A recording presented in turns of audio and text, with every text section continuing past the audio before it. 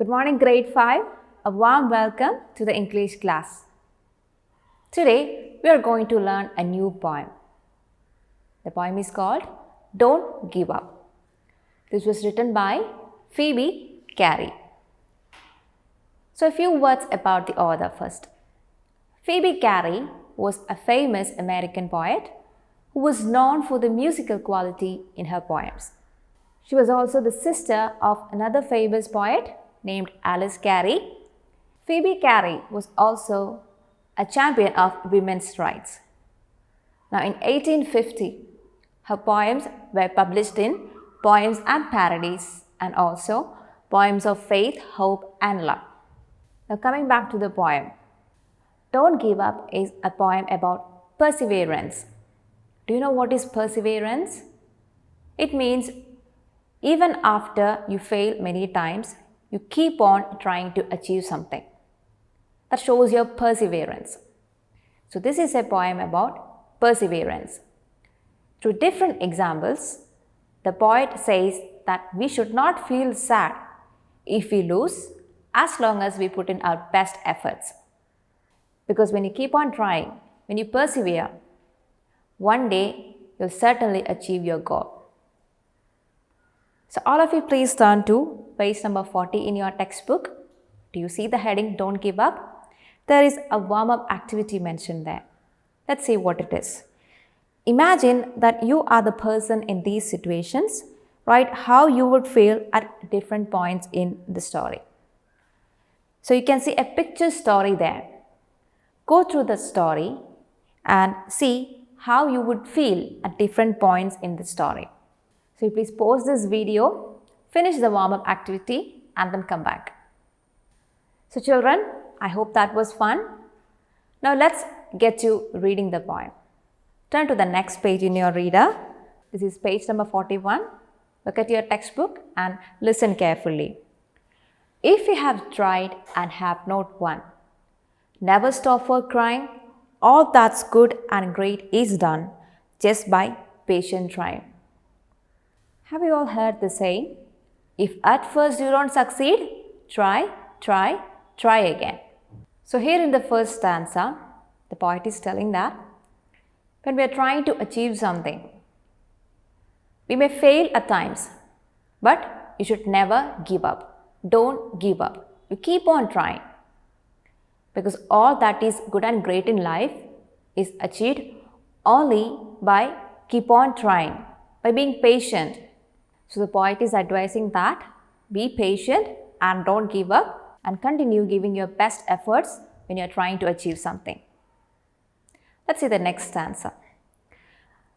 Though young birds in flying fell, still their wings grow stronger, and the next time they can keep up a little longer.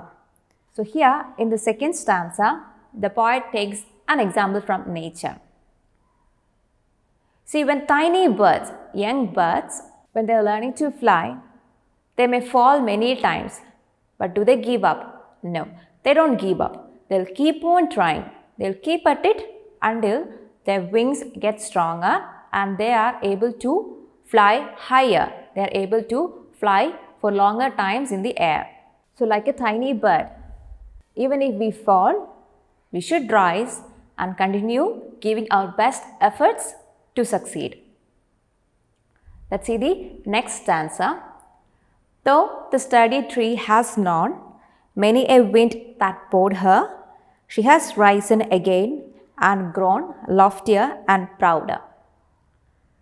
Sturdy tree means a big, strong tree. You might have seen, during a storm, big trees may sway in the wind. So a big tree might face many storms in her life.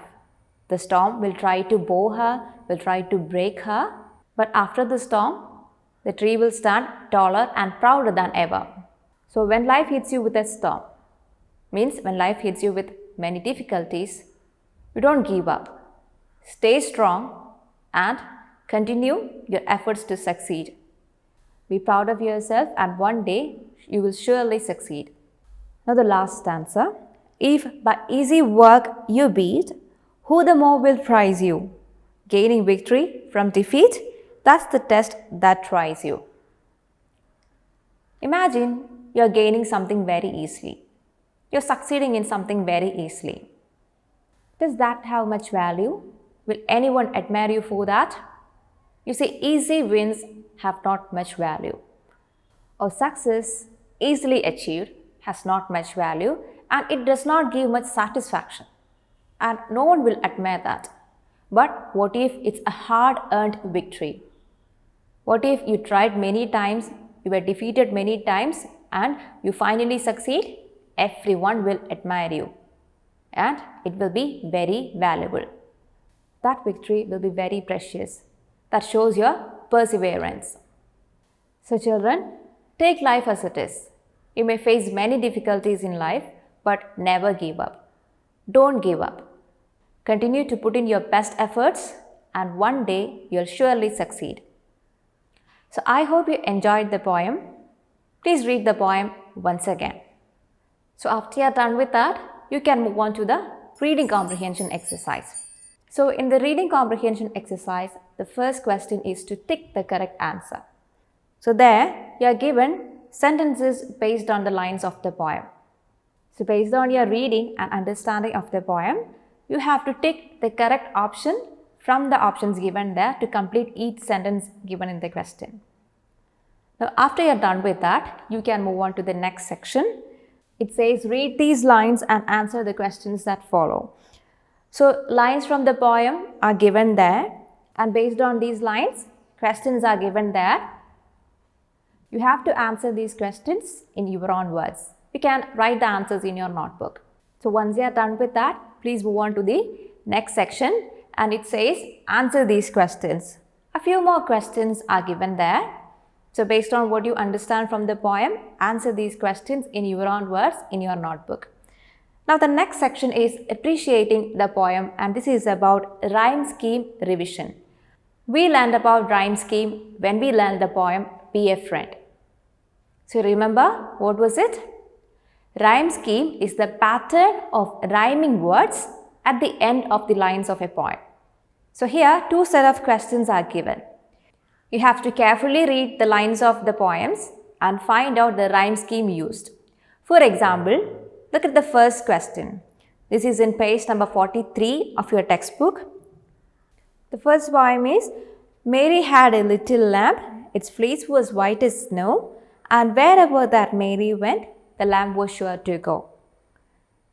Now, look at the last word in each line.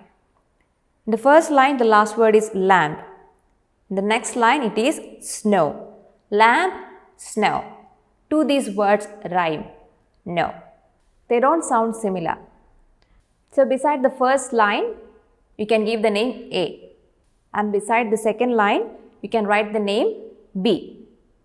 Now, the third line, the last word in the third line is went. Lamb, snow, went. Do these words rhyme? No.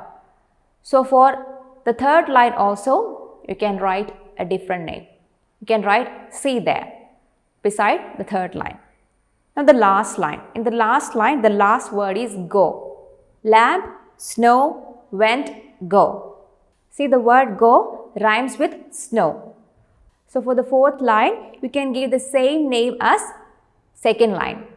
You can write B for the fourth line also. So, you see the pattern A, B, C, B.